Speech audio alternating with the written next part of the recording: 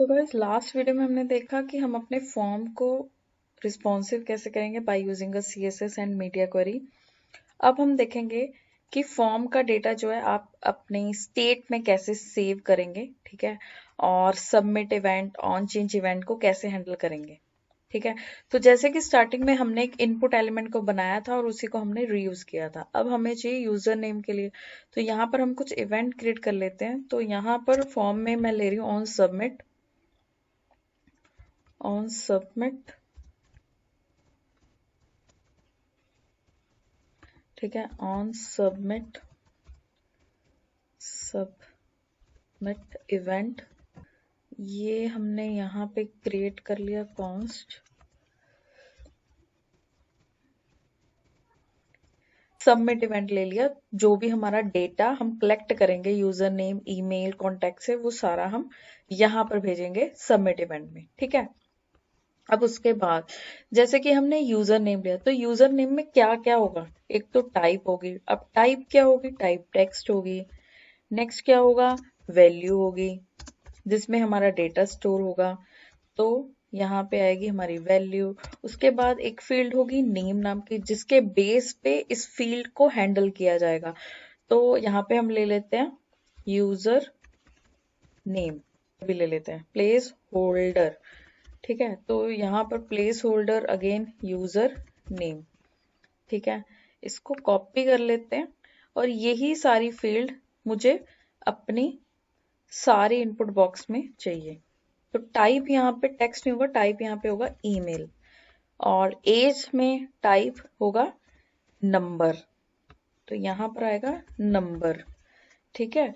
और कॉन्टेक्ट में भी टाइप नंबर ही होगा। कॉन्टेक्ट में टाइप टेक्स्ट ही हम ले रहे हैं क्योंकि पूरा कलेक्शन ऑफ स्ट्रिंग होगा हमारे पास। तो यहाँ पर नेम होगा कॉन्टेक्ट, ये आपने चेंज करना है, ठीक है। तो प्लेस होल्डर कॉन्टेक्ट, एज का होगा एज, प्लेस होल्डर होगा एज। उसके बाद यहाँ पर आ गया हमारे पास ईमेल, यहाँ पर भी आ गया ईमेल, ठीक है। अब आपने एक चीज नोटिस की कि इसमें हमें ना एक एरर आ रही है। एरर क्या आ रही है, type string value any string is not assignable to type. मतलब कि जैसे कि मैंने आपको स्टार्टिंग में बोला, टाइप स्क्रिप्ट स्ट्रिक्टली अलाउ करता है आपको कि आपने इसकी टाइप देनी है, ठीक है। तो वो टाइप हम कहाँ से भेजेंगे, हम यहाँ से भेजेंगे टाइप। बट यहाँ पर आपको पहले मेंशन करना पड़ेगा। तो जिन्होंने रिएक्ट प्लस टाइप स्क्रिप्ट में वर्क किया होगा उनको पता होगा कि इसमें दो चीजें यूज होती है टाइप मेंशन करने के लिए। एक तो होती है इंटरफेस, एक होता है टाइप। तो इंटरफेस काफी कॉम्प्लिकेटेड है, उसके बारे में बात नहीं करेंगे फिलहाल। फिलहाल मैं मोस्टली टाइप को ही यूज करती हूँ, ठीक है। तो यहाँ पर टाइप हमने ले लिया और यहाँ पर हम नेम ले लेते हैं अपने टाइम का। तो ये होगा फॉर्म प्रॉप्स, ठीक है। तो यहाँ पर हमने वहां पर अब क्या क्या फील्ड ली, वहां पर हमने ली टाइप, ठीक है। तो टाइप में देखिए क्या क्या आएगा, एक तो टेक्स्ट आएगा, ठीक है। और क्या ले सकते हो, नंबर भी आएगा, और क्या ले सकते हो, ईमेल भी आएगा, ठीक है। तो ये कुछ चीजें, अगर आप पासवर्ड लेते हो तो पासवर्ड भी मेंशन कर दो। उसके बाद नेक्स्ट हमने क्या लिया, वैल्यू।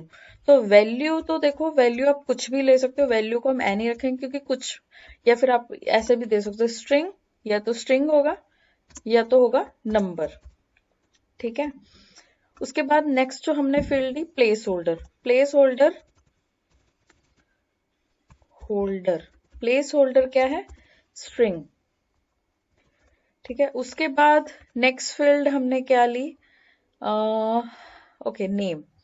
तो नेम भी टेक्स्ट ही होगा, नेम, तो यहां आ गया टेक्स्ट, ठीक है। सॉरी, टेक्स्ट नहीं, स्ट्रिंग। अब इसे हमने अपने कंपोनेंट में एंट्री करवानी है, तो उसके लिए लेंगे हम एफ से। ये देखिए रिएक्ट में से ही इंपोर्ट हुआ है। उसके बाद इस div में ये जो आप एंगल ब्रैकेट लोगे, इसमें आपने इसको मेंशन कर देना जो आपका टाइप का नेम होगा। उसके बाद यहां पर प्रॉप्स कॉलन ओके, यहाँ पर एक एरर है।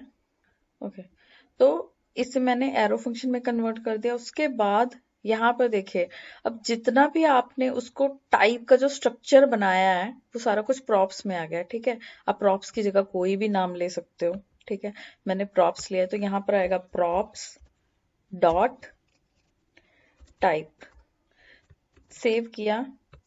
देखिए यहाँ पर टाइप की एरर देखिए हट गई। अब आ रही है एरर कहाँ, वैल्यू पे। ठीक है, तो यहाँ पर हम क्या देंगे, वैल्यू प्रॉप्स डॉट वैल्यू देनी पड़ेगी। तो फिलहाल अगर मैं ABC देती हूँ यहाँ पे, देखिए इसकी जो एरर है वो हट गई, क्योंकि हमें वैल्यू के लिए स्टेट भी लेनी है, वो हम बाद में लेंगे। अभी हम इन सबको मेंशन कर देते हैं जो जो हमें टाइप पास करनी है। ठीक है, जो जो डेटा हमने प्रॉप्स में पास करना है। Props dot place holder name props dot name. Save हो गया। ठीक है, अब यहाँ पर देखिए प्लेस होल्डर नेम सबकी एरर हट गई, बट वैल्यू की है, क्योंकि वैल्यू के लिए अभी हमने कोई वैल्यू नहीं लिखी, तो इसके लिए हम स्टेट लेंगे। तो रादर देन हर एक फील्ड के लिए अलग अलग नेम ईमेल अलग अलग स्टेट लेने के बजाय मैं एक ऑब्जेक्ट ले लूंगी, एक कॉमन ऑब्जेक्ट कॉन्स्ट, ठीक है, data comma set data equal use state. तो इसमें एक ऑब्जेक्ट क्रिएट करेंगे। ऑब्जेक्ट जो आप नेम दोगे ना, वही आपने यहाँ पर लिखना है, वही आपने की का नेम भी लिखना है। ठीक है, तो सेकंड हमारे पास एज भी है ना। उसके बाद हमारे पास कांटेक्ट है, कांटेक्ट। ठीक है, और हमारे पास ईमेल। सेव।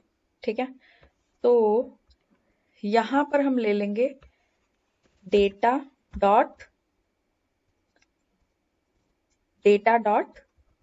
User name.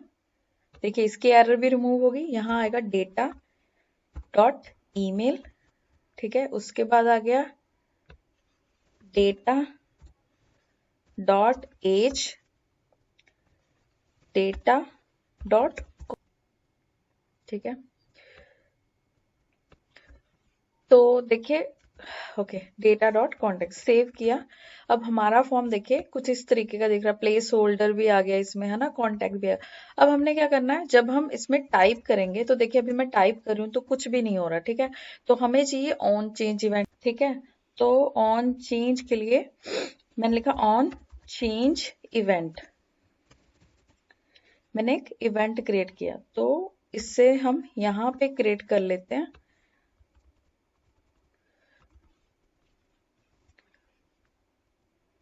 यहाँ पर मैंने क्रिएट किया कॉन्स्ट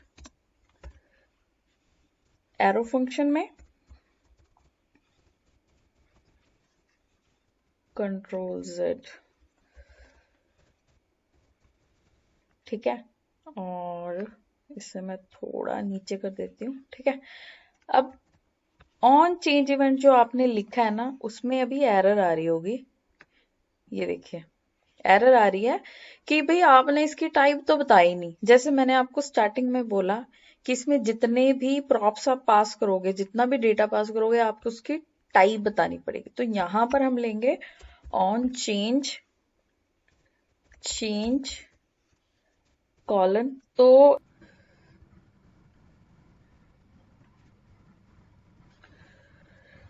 ठीक है, तो देखिए ये चेंज इवेंट रिएक्ट में से इंपोर्ट हुआ है। ओके, तो यहां पर भी हम पास कर देंगे अपना change event on change props dot on change. Save किया, और यहाँ पे हमारे पास एरर भी आ रही है ऑन चेंज void इज।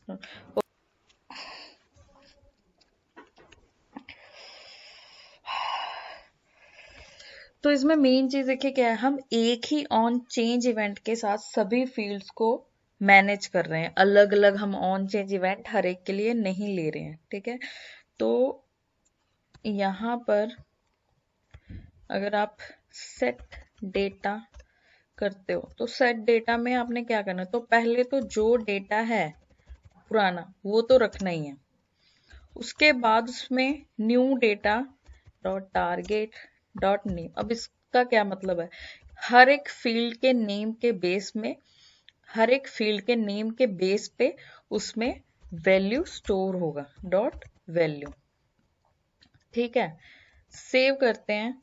ठीक है, उसके बाद जो हमारे पास ऑन सबमिट इवेंट था, कंट्रोल एक्स, यहां पर हम सेट डेटा को कंसोल करा के देते हैं कि जो भी हम डेटा उसमें सेट करें क्या वो यहाँ पे फाइनल डेटा यहाँ पे शो हो रहा है, मतलब स्टेट में डेटा स्टोर भी हो रहा है, हमने ये भी देखना है ना। तो सेव करते हैं। अभी एक एरर आ रही है, एरर है on change void is not assignable to type. ठीक है, तो यहाँ पर कैसा आएगा ई कॉलन, सेव किया। अब देखिए इसने कोई सीमा अपना नेम दिया, उसके बाद मैंने ईमेल दी abc@gmail.com।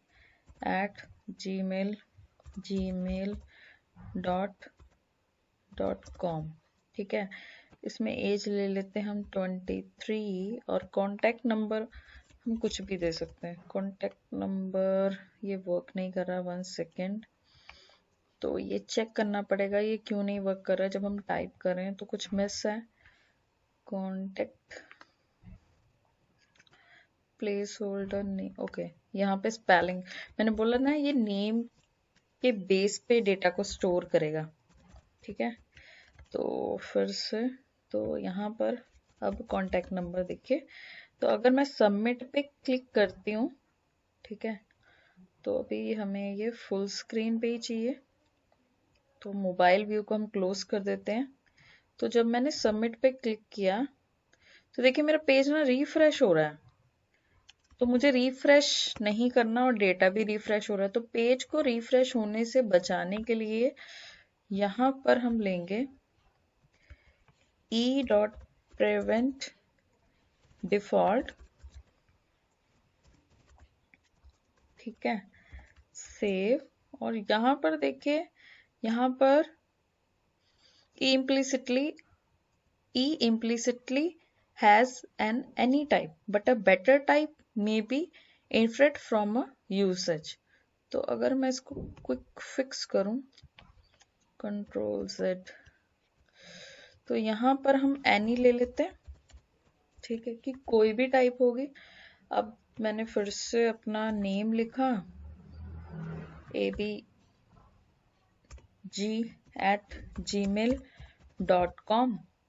एज ली 23, कॉन्टेक्ट नंबर कुछ भी ले लिया। ठीक है, अब मैंने सबमिट पे क्लिक किया